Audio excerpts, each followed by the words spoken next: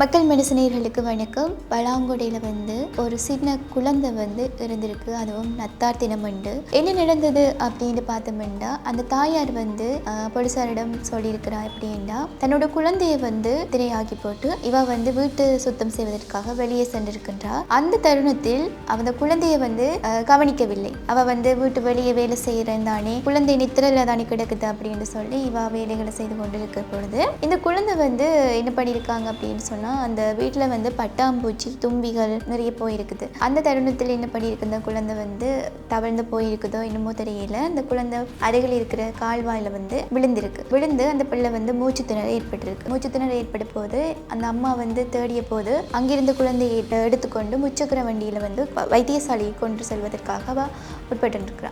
அந்த தருணத்தில் அவளுடைய முச்சக்கர வண்டியில் பெட்ரோலும் இல்லாமல் போயிட்டு, அது மட்டும் இல்லாமல் அந்த பெட்ரோல் இல்லை தானே என்னட்டு இன்னொருத்த வாகனங்க மேலே ஒரு உதவி கேட்டு அந்த வாகனத்தில் செல்லும்போது அந்த வாகனமும் அடிபட்டு தன்னோட குழந்தையோட காலில் காயமும் ஏற்பட்டிருக்கு. அப்படியே இன்னும் ஒரு வாகனத்தில் எடுத்துக்கொண்டு வைத்தியசாலைக்கு கொண்டு போயிருக்காங்க.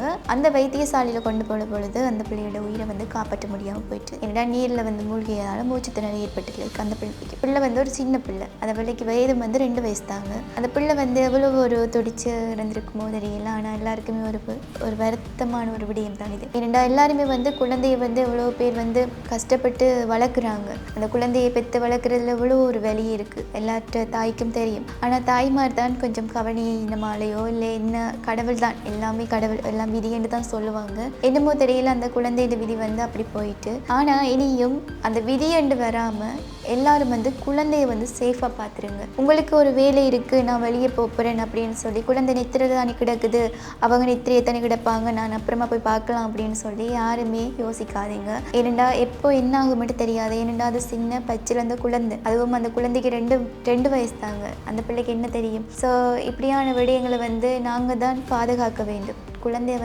எப்போவுமே சின்ன குழந்தை, அதுக்கு எதுவுமே தெரியாது. அப்போ அந்த குழந்தைய நாங்கள் தான் பாதுகாப்போம். நீங்கள் ஏதாச்சும் செய்ய போகிறீங்க அப்படின்னா நீங்கள் யார்கிட்டையும் பாதுகாப்பாக கொடுத்துட்டு போங்க. பக்கத்தில் இருக்கிறவங்க யாராச்சும் பார்க்க சொல்லுங்கள், இல்லை உங்களோட வீட்டில் இருக்கிறவங்க யார்கிட்டையும் சொல்லுங்கள், இப்படி குழந்தை உறக்கத்தில் இருக்குது, இவங்களை நீங்கள் கவனமாக பார்த்துக்கோங்க அப்படின்னு சொன்னால் அவங்க பார்த்துப்பாங்க. ஆனால் நம்பி தனியாக குழந்தைய உறங்கிட்டு அணின்னு சொல்லி நீங்கள் எந்த வேலையும் எடுக்க போகாதீங்க.